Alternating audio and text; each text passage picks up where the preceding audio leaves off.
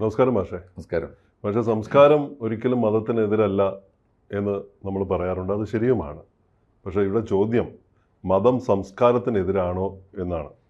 ഈ ചോദ്യം ചോദിക്കുന്നത് ബംഗ്ലാദേശിലെ യുവതലമുറയാണ്, യുഎസ് സർക്കാരിനോടാണ് ചോദിക്കുന്നത്. ചോദിക്കാനുള്ള ഒരു സാഹചര്യം ഇസ്ലാമിസ്റ്റുകളുടെ പ്രേരണയ്ക്ക് വഴങ്ങി അവിടെ സ്കൂളുകളിൽ സംഗീത അധ്യാപകരെയും കായിക അധ്യാപകരുടെയും നിയമനം റദ്ദാക്കാൻ തീരുമാനിച്ചിരിക്കുന്നു എന്നാണ്. ഇനി ബംഗ്ലാദേശിൽ ആരും ഓടുകയും ചാടുകയും വേണ്ട, കായികക്ഷമതയുള്ളവർ വേണ്ടെന്നും ആരും പാട്ട് പാടേണ്ട ആവശ്യമില്ല എന്നാണ് ഇതുകൊണ്ട് വിവക്ഷിക്കുന്നത്. അപ്പോൾ ഇത് ചോദിക്കാൻ അവിടെ തലമുറയെങ്കിലും ഉണ്ടായിട്ടുണ്ട്. ഇത് അവിടുത്തെ ഈ പണ്ഡിതന്മാരൊന്നും അത് ചോദിക്കുന്നില്ല. ആ പണ്ഡിതന്മാരുടെ നിർബന്ധത്തിന് വഴങ്ങിയായിരിക്കും, ഇസ്ലാമിസ്റ്റുകളെന്ന് വിവക്ഷിക്കുന്നവരുടെ സമ്മർദ്ദത്തിന് വഴങ്ങിയായിരിക്കണം തീർച്ചയായിട്ടും അദ്ദേഹം ഇത് ഉണ്ടായതും. പക്ഷേ നമ്മുടെ ഇന്നത്തെ ഒരു പരിസ്ഥിതി വെച്ച് നോക്കുമ്പോൾ മാഷ് ഒരു അധ്യാപകനാണ്, വളരെ വലിയ ഒരു അധ്യാപക സമ്പത്ത്, ശിഷ്യസമ്പത്തുള്ള ഒരാളാണ്, അനുഭവങ്ങളുള്ള ഒരാളാണ്. ഒരു അധ്യാപകൻ എന്ന നിലയ്ക്ക് മാഷ് ഇതിനെ എങ്ങനെയാണ് നോക്കിക്കാണുന്നത്? ഇത്തരം മതങ്ങളുടെ നിയന്ത്രണത്തിൽ കീഴിൽ കൊണ്ടുവരേണ്ട ഒന്നാണോ സംഗീതവും ഓട്ടവും സ്പോർട്സും ഒക്കെ? അതെ, ഇത് ഇപ്പോൾ ബംഗ്ലാദേശികൾക്ക് യഥാർത്ഥത്തിൽ ഇപ്പോൾ അങ്കലാപ്പ് പറ്റിയത് ഇപ്പോഴാണ് അവർക്ക് മനസ്സിലാവുന്നത്. അവിടുത്തെ ഈ പുതിയ കുട്ടികളാണല്ലോ, ചെറുപ്പക്കാരാണല്ലോ അവിടെ കലാപം ഉണ്ടാക്കിയത്. അവരാണ് ഷെയ്ഖ് ഹസീനയെ അവിടുന്ന് ഓടിച്ചത്. ഇപ്പോൾ അവർക്ക് മനസ്സിലായിട്ടുണ്ടാവും. എന്നിട്ടാണ് ഇപ്പോൾ ഈ കലാപത്തിന് ശേഷം മുഹമ്മദ് യൂനുസിനെ കെട്ടി ഇറക്കി കൊണ്ടുവന്ന് അവരാണ് അവിടുത്തെ തീവ്രവാദികളെ മുഴുവൻ തുറന്നു വിട്ടത്. അകത്തായിരുന്നവരെ, ജയിലിലായിരുന്നവരെ, നിരോധിക്കപ്പെട്ടവരെയൊക്കെ കൊണ്ടുവന്ന് വീണ്ടും ആ നാട് കലുഷമാക്കുന്ന അങ്ങനെയാണ്. ഇപ്പോൾ അവർക്ക് അതിൻ്റെ കാര്യം മനസ്സിലായിട്ടുണ്ടാവും. ഇതിൻ്റെ ഒരു അപകടം എന്താണെന്ന് ഇപ്പോൾ അവർക്ക് മനസ്സിലായിട്ടുണ്ടാവും. അപ്പോൾ യഥാർത്ഥത്തിൽ ഇപ്പോഴാണ് കലാപം നടത്തേണ്ടിയിരുന്നത് ഇപ്പോൾ അവർക്ക് ബോധ്യം ഉണ്ടാവും. കലാപം തുടങ്ങിയിട്ടുണ്ടാവും അവർ. കാരണം ഇത് വളരെ പ്രധാനപ്പെട്ട ഒരു കാര്യമാണ്. ബംഗ്ലാദേശ് ഉൾപ്പെടെയുള്ള രാജ്യങ്ങൾ, ബംഗ്ലാദേശ് ആയാലും പാകിസ്ഥാൻ ആയാലും ഒക്കെ, നമുക്ക് രാഷ്ട്രീയമായി പല കാര്യങ്ങളിലും വിയോജിപ്പുള്ളപ്പോഴും ഈ രണ്ട് ദേശങ്ങൾക്കും സംഗീതത്തിൻ്റെ വലിയ പാരമ്പര്യമുണ്ട്. ബംഗ്ലാദേശിനുണ്ട്, പാകിസ്ഥാനുണ്ട്. നമ്മുടെ നല്ല ഗസൽ ഗായകരൊക്കെ ഐദർ ബംഗ്ലാദേശ് അല്ലെങ്കിൽ പാകിസ്ഥാനാണ്, രണ്ട്.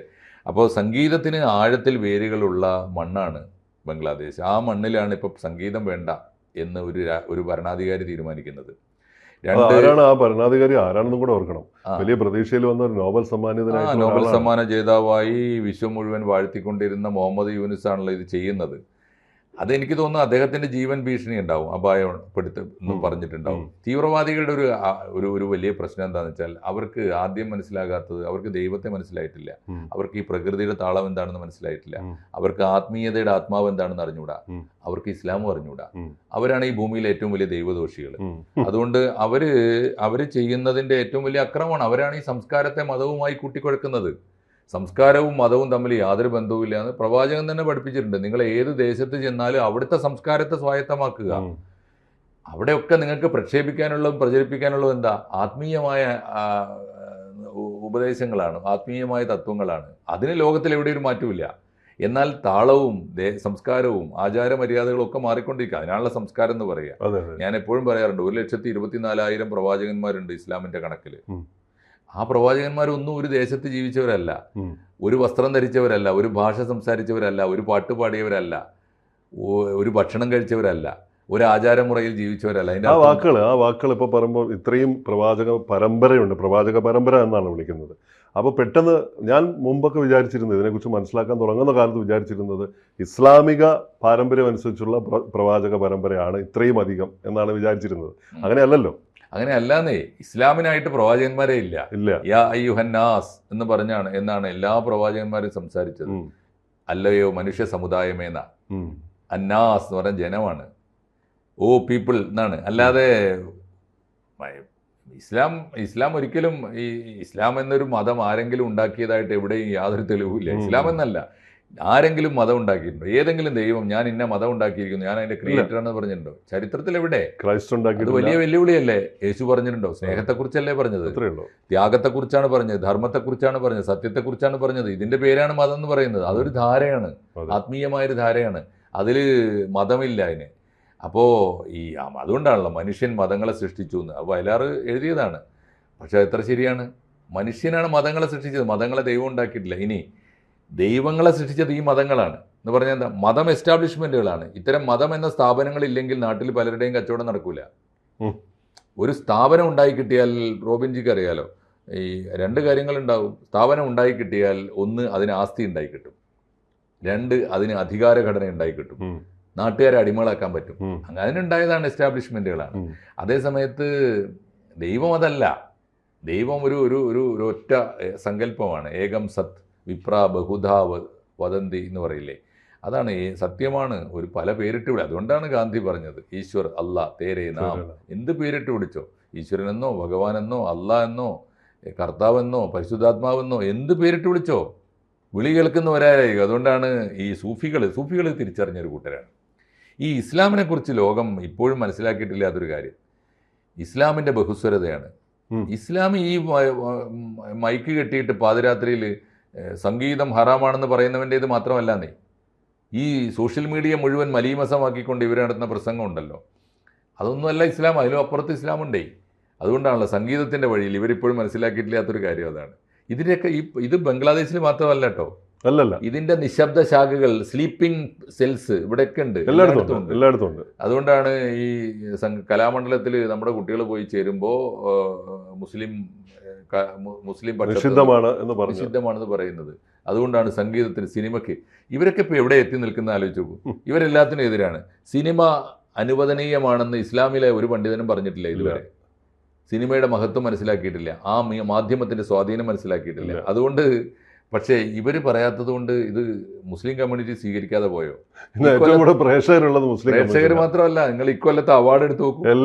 ഇക്കൊല്ലത്തെ ചലച്ചിത്ര അവാർഡുകളിൽ 80% മുസ്ലിം കമ്മ്യൂണിറ്റിയിലെ ചെറുപ്പക്കാരും കലാകാരന്മാരുമാണ്. ഇവർ ഏത് കാലത്തെ ഭാഷ ജീവിക്കുന്നത്? അതാണെന്നേ. അത് ഞാൻ പറയുന്നത് ഇത് കമ്മ്യൂണിറ്റിക്ക് വേണ്ടിയല്ല ഞാൻ പറയുന്നത്. ഇത് ഇങ്ങനെ ഗതികെട്ട ഒരു സമുദായം ഇത്രയും പൊരുതി നേടിയല്ലോ. ആരോടാ പൊരുതിയത്? ഈ യാഥാസ്ഥിക പുരോഹിതന്മാരാണ് പൊരുതിയത്. അപ്പോൾ അവർക്ക് ഏറ്റവും ചുരുങ്ങിയത് ഇക്കൊല്ലം അവാർഡ് നേടിയ എന്താണ് ഷംല ഹംസെ, അവളെ പേര് ഫാത്തിമ, ആ കുട്ടിക്ക് അഭിനന്ദനങ്ങൾ എന്നൊരു പ്രസ്താവന ഇറക്കണ്ടേ? ഇവിടുത്തെ മതസംഘടനകൾ ഇറക്കണ്ടേ? ആ കുട്ടി നേടിയത് ഈ കാലഘട്ടത്തിലെ ചെറിയ നേട്ടമാണോ? അത് പറയാൻ തയ്യാറാവുന്നില്ല. അതാണ് പ്രശ്നം. ഇവർക്ക് സംസ്കാരം മനസ്സിലായിട്ടില്ല. എന്നാൽ ഇസ്ലാം സംസ്കാരത്തെ മനസ്സിലാക്കിയ വലിയൊരു ധാര ഇസ്ലാമിനുണ്ട്. സംഗീതത്തിന്റെ വലിയൊരു ധാരയുണ്ട്. സൂഫിസം എന്ന് പറഞ്ഞാൽ തന്നെ സംഗീതമാണ്. AR റഹ്മാൻ കടന്നു വന്ന വഴി അതാണ്. പിന്നെ AR റഹ്മാനന്റെ പേര് സ്വീകരിച്ചത് പോലും അച്ഛന്റെ കുടുംബ പേരല്ല, അല്ലാ രഖ റഹ്മാൻ എന്നാണ് ഇന്ത്യൻ സംഗീതത്തിന്റെ ആചാര്യന്റെ പേരാട്ടത്.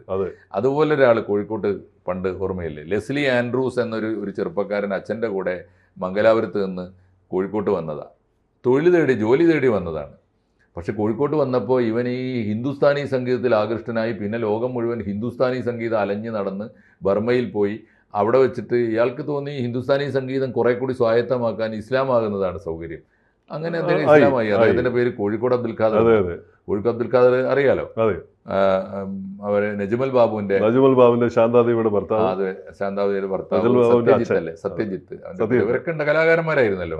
അപ്പോ ഇതാണ് വഴി. ഇവർക്ക് മനസ്സിലായിട്ടില്ല. ഇവർ ഈ പാതിരാ പ്രസംഗം നടത്തിയിട്ടും ഈ കണ്ട ലേഖനങ്ങൾ മുഴുവൻ എഴുതി കൂട്ടിയിട്ടും മനുഷ്യൻ്റെ മനസ്സിൽ മുഴുവൻ വെറുപ്പും വിദ്വേഷവും ഉണ്ടാക്കിയിട്ടും ഒരാളും ഇസ്ലാമിലേക്ക് വന്നിട്ടില്ല. ഇസ്ലാമിലേക്ക് അങ്ങനെ വന്നത് സംഗീതത്തിൻ്റെ വഴിയിലൂടെയാണ്. പാട്ടുപാടി മനുഷ്യനെ ക്ഷണിച്ചു നോക്കൂ, ആളുകൾ വരും. അങ്ങനെ വേണമെങ്കിൽ അതാണല്ലോ സ്നേഹത്തിന്റെ. ഇപ്പൊ സാന്ദർഭികമായിട്ട് ആലോചിക്കണം, ഒരാളിപ്പം ഇസ്ലാമായിട്ട് വന്നിട്ട് ഭാര്യയും ഭർത്താവും ഇസ്ലാമായ ആൾ അങ്ങോട്ട് പോയിട്ട് തിരിച്ചു വീണ്ടും ഇസ്ലാമിലേക്ക് പരസ്പരം അടികൂടി. രണ്ട് ഭാര്യയും ഭർത്താവും സുവിശേഷ പ്രാസംഗികരായി മാറിയിട്ട് അവർ വീണ്ടും പൂർവാശ്രമത്തിലേക്ക് തിരിച്ചു. അല്ല, എനിക്ക് തോന്നിയത് ഈ പ്രപഞ്ചത്തിന്റെ സംഗീതം പിടികിട്ടിയത് കൊണ്ടാണ്. പ്രപഞ്ചത്തിന്റെ സംഗീതമാണ് ഈശ്വരൻ എന്ന് പിടികിട്ടിയത് കൊണ്ടാണ്. ഇപ്പൊ മാധവിക്കുട്ടിയുടെ പോലും മതം മാറ്റം അങ്ങനെയാണല്ലോ. പറ്റിച്ചവര് അവരെ വിറ്റ് കാശുണ്ടാക്കി. അത് ക്രിമിനൽ കുറ്റം. അവർക്ക് ഇസ്ലാമില്ല. ഞാൻ പറയുന്നത് ഇവർക്ക് മതമുണ്ട്. അപ്പൊ ഈ മതം അതാണ്, അവർ ആത്മീയതയിലേക്കാണ് പോയത്. തീർച്ചയായിട്ടും. അപ്പൊ സംഗീതം ഹറാമാണെന്ന് പറയുന്നത് ഞാൻ ഇവരോട് പലപ്പോഴും ചോദിക്കാറുണ്ട്. ഇവർ പല മതപ്രസംഗന്മാരും വെല്ലുവിളിക്കുന്നുണ്ട്. സംഗീതം പാടിയിട്ടു, യേശുദാസ് പാട്ട് പാടിയിട്ട് ആരെങ്കിലും നന്നായിട്ടുണ്ടോ? അപ്പം ഞാൻ ചോദിക്കുന്നത്, നിങ്ങളുടെ മുമ്പിലിരിക്കുന്ന മനുഷ്യരും നിങ്ങളെ ദൂരത്തുനിന്ന് കേൾക്കുന്നവരും നിങ്ങൾക്ക് സാക്ഷിയാകുന്ന ഈ അന്തരീക്ഷവും മുഴുവൻ ഒരേ മനസ്സിലേക്ക് ഒരേ താളത്തിലേക്ക് വരുന്ന ഒരു അവസ്ഥയാണ്. നിങ്ങൾ ആ മൈക്ക് ഒരു 2 മിനിറ്റ് നേരം യേശുദാസിനോ ഏതെങ്കിലും പാട്ടുകാരനോ കൊടുത്തു നോക്കൂ, അവർ പാടട്ടെ. അപ്പോൾ നിങ്ങൾക്ക് മനസ്സിലാവും വ്യത്യാസം. ഇവർ ഈ പറയുന്ന വാക്കുകൾക്ക് പകരം ഒരു സൂഫി സംഗീതം ഒഴുകി ചെല്ലട്ടെ, മനുഷ്യന്റെ മനസ്സുകളെ. ദാസനം പാടിയ പാട്ട് ഇവർ കേട്ടിട്ടുണ്ടാവില്ല. അള്ളാവിൻ കാരുണ്യമില്ലെങ്കിൽ ഭൂമിയിൽ എല്ലാവരും യത്തീമുകൾ. അതൊന്ന് കേട്ടു നോക്കിയാൽ, പ്രാർത്ഥനാപൂർവ്വം കേട്ടാലൊന്ന് മനസ്സിലാവും. ഒന്നാമത് അതിനെന്താ വേണ്ടതെന്നറിയോ റോബിൻജി? പാട്ട് കേൾക്കാനുള്ള സെൻസിബിലിറ്റി എന്ന് പറയുന്ന ഒരു സാധനമുണ്ട്. അത് ഉള്ളവനോടല്ലേ ഇത് പറഞ്ഞിട്ട് കാര്യമുള്ളൂ. ഇവൻ അത് മുഴുവൻ വറ്റി വരണ്ടു പോയ സാധനങ്ങളാണ്. ഈ വരണ്ട മനസ്സുള്ളവരോട് എങ്ങനെയാണ് ആർദ്രതയുടെ സംഗീതം കേൾക്കാൻ പറയുക? അതാണ് പ്രശ്നം. സംഗീതത്തിൻ്റെ ഭാഷ ആസ്വദിക്കാൻ വേറൊന്നും വേണ്ട, അതിന് ലിംഗ്വിസ്റ്റിക്സ് ഒന്നും പഠിക്കണ്ട, അതിനൊരു ഹൃദയത്തിൻ്റെ ഒരു കവാടമുണ്ട്, അത് തുറന്നു വെക്കാൻ പറ്റണം. അത് തുറന്നു വെക്കാത്തവൻ്റെ മനസ്സിലേക്ക് അത് കയറില്ല. അവനിത് യേശുദാസിൻ്റെ പാട്ടും ഇവൻ്റെ പ്രസംഗമൊക്കെ ഒരുപോലെയാണ്, അതെ, ശബ്ദകോലാഹലമായിട്ട് അവൻ കാണുള്ളൂ, അതിൻ്റെ വ്യത്യാസം. അപ്പം ഇത് ബംഗ്ലാദേശ് ഒരു മാതൃകയാണ്. ഈ ഇസ്ലാമിക തീവ്രവാദികൾ, പ്രത്യേകിച്ച് പൊളിറ്റിക്കൽ ഇസ്ലാം എന്നൊക്കെ നമ്മൾ വിളിക്കുന്നവരുണ്ടല്ലോ, കേരളത്തിൽ അവർ കുറെ കൂടി പരിഷ്കരിച്ചു തുടങ്ങിയിട്ടുണ്ട്, സംഗീതത്തെയൊക്കെ പതുക്കെ അംഗീകരിച്ചു തുടങ്ങിയിട്ടുണ്ട്. അത് വേറൊന്നുകൊണ്ടുമല്ല, ഇവരെ ഈ പുരോഹിതന്മാരുടെയൊക്കെ പ്രസംഗത്തെ അതിജീവിച്ചുകൊണ്ട് മുസ്ലിം സ്വന്തം വീട്ടുകാർ പാട്ട് കേൾക്കണ്ടെന്ന് പറഞ്ഞാൽ ആര് കേൾക്കും? സ്വന്തം ഭാര്യയും മക്കളും കേൾക്കും. അപ്പോൾ അതുകൊണ്ട് കുട്ടികൾ മുന്നോട്ട് പോകാൻ തുടങ്ങി. സിനിമ ഹറാമാണ് എന്ന് പറഞ്ഞുകൊണ്ടിരിക്കുമ്പോൾ ഇവർ പോയിട്ട് സിനിമയുടെ അകത്തും പുറത്തും സ്ക്രിപ്റ്റ് റൈറ്റേഴ്സ്, ക്യാമറാമാൻ, അറിയില്ലേ, അഭിനേതാക്കൾ, ഇപ്പോൾ ആ മേഖലയിലുള്ള മുസ്ലിങ്ങളുടെ, ഞാൻ പറയുന്ന ഇവർ ഭൂരിപക്ഷം മുസ്ലിം സുഹൃത്തുക്കളാണ് ആണെന്നേ. അപ്പോൾ അത് ഇനി വേണ്ട, നിങ്ങൾ ഇന്ത്യൻ സിനിമ, ഇന്ത്യൻ സംഗീതം, അയ്യോ, മുസ്ലിം കമ്മ്യൂണിറ്റിയെ മാറ്റി നിർത്തിയിട്ട് ആർക്കാണ് കണക്കെടുക്കാൻ പറ്റിയത്? നായകനര നമ്മുടെ സൂപ്പർ സ്റ്റാറുകളെ നോക്കൂ, ഹിന്ദിയിലേക്ക് മുഴുവൻ അതാ, ദിലീപ് കുമാർ തൊട്ട് അല്ലേ, നമ്മുടെ ഖാൻ ത്രയം തന്നെ, ഖാൻ ത്രയം, അമീർ ഖാൻ, എല്ലാവരും, ഷാറൂഖ് ഖാൻ, സൽമാൻ ഖാൻ, എല്ലാവരും ഖാൻ ത്രയമുണ്ട്. എല്ലാവരും ഉണ്ട്. സിനിമയും സംഗീതവും. മമ്മൂട്ടി, മമ്മൂട്ടി മലയാളത്തിലെടുത്താലും എനിക്ക് തോന്നുന്നു മലയാളത്തിൽ അതിവേഗത്തിലാണ് ആ ഒരു. ആരെങ്കിലും മമ്മൂട്ടിയെ ആരാധിക്കുന്നു, ഇഷ്ടപ്പെടുന്നത് അയാളെ മതം നോക്കിയിട്ടാണ്. പക്ഷേ എന്തിനെന്നേ ഞാൻ പറയുന്നത്, ഇവരുടെ മാത്രം സൂക്കടാത്, ഇത് ഈ ഇസ്ലാമിയങ്ങളുടെ ഒരു സൂക്കടാണ്. ഇത് ഹറാമാണെന്ന് പറയുക, ലോകത്തെ സ്വാധീനിക്കുന്ന മട്ടിലേക്ക് ഏതെങ്കിലും ഒരു കലാകാരൻ ആ തലമുറയിൽ നിന്ന്, ആ സമുദായത്തിൽ നിന്ന് വളർന്നു വന്നാൽ ആലോചിച്ച് നോക്കൂ, ആ വളർന്നു, അത് അവൻ്റെ മാത്രം സിദ്ധി കൊണ്ടോ അവൻ്റെ മാത്രം ശേഷി കൊണ്ടോ അവൻ്റെ മാത്രം കഠിനാധ്വാനം കൊണ്ടും വന്നതാ. എന്നാൽ ഒരു നല്ല വാക്ക് അവനെ കുറിച്ച് പറഞ്ഞുകൂടെ? അല്ല, ഈ മതവിരുദ്ധത പറയുന്നവരോട് പറയാനുള്ളത്, ഈ പ്രവൃത്തിയാണ് ഏറ്റവും വലിയ മതവിരുദ്ധത. കറക്റ്റാണ്, അവരാണ് ദൈവദോഷികൾ. ബഷീർ പറഞ്ഞിട്ടുണ്ട്, ദൈവത്തിൻ്റെ അനുരണനം ഉളവാക്കുന്ന സംഗീതം ഈ പ്രപഞ്ചത്തിൽ നിറഞ്ഞിരിക്കുന്നുണ്ട്, നിങ്ങൾക്ക് ദൈവത്തെ അറിയണമെങ്കിൽ ആ സംഗീതത്തിലേക്ക് കാതു കൂർപ്പിച്ച് നിങ്ങൾക്ക് ഇരിക്കാൻ പറ്റണം. അതിനാണ് സഹൃദയത്വം എന്ന് പറയുക. അതില്ലാത്തവന് ഇങ്ങനെയൊക്കെ പറഞ്ഞുകൊണ്ട് ജൻസി കലാപം ബംഗ്ലാദേശിൽ ഇപ്പോഴാണ് കലാപം നടക്കേണ്ടത്. ആ കലാപത്തിന് ലോകത്തിലെ മുഴുവൻ സംഗീതാസ്വാദകരും അതുപോലെ കായിക പ്രേമികളും ഒട്ടും മോശമല്ലല്ലോ. കായികം എന്ന് പറഞ്ഞാൽ ചെറിയ രണ്ട് ശക്തിയാണ് ദൈവം മനുഷ്യന് തന്നിട്ടുള്ളത്. ഒന്ന് ശരീരത്തിന്റെ ആരോഗ്യം, മറ്റൊന്ന് മനസ്സിന്റെ ആരോഗ്യം. ഇത് രണ്ടും വേണ്ടെന്നാണ് അവർ പറഞ്ഞു വരുന്നത്. അത് രണ്ടും വേണ്ടെന്നാണ് ഈ തീവ്രവാദികളെ ഭയന്നിട്ട് മുഹമ്മദ് യൂനുസിനെ പോലെ ഒരു സയന്റിസ്റ്റ് പറയുന്നത്. എങ്കിൽ അവനെയാണ് ഓടിക്കേണ്ടത് ആദ്യം. എന്തായാലും മുഹമ്മദ് യൂനുസ് സ്പോർട്സ് പഠിക്കുന്നത് നല്ലതാണ്. കാരണം ഓടാനുള്ള ഒരു കായിക ശേഷി, ബംഗ്ലാദേശിൽ നിന്ന് ഓടി കഴിച്ചിലാവാനുള്ള ഒരു കായിക ശേഷി കിട്ടും. പുറത്തു പോയി സംഗീതം ഉണ്ടെങ്കിൽ പഠിക്കുകയും ചെയ്യാം, പാടുകയും ചെയ്യാം. എനിക്ക് തോന്നുന്നു ഇതിനൊക്കെ ഒരു പ്രതിക്രിയയുണ്ട് റോബിൻജി. അന്യായവും അധർമ്മവും പ്രവർത്തിച്ചവനെ അവിടെ നിന്ന് തന്നെ തിരിച്ചടി കിട്ടും. കൂടുതൽ വാർത്തകളും വിശേഷങ്ങളും നിങ്ങളിലേക്ക് എത്താൻ ABC മലയാളം സബ്സ്ക്രൈബ് ചെയ്യുക, ബെൽ ബട്ടണും അമർത്തുക.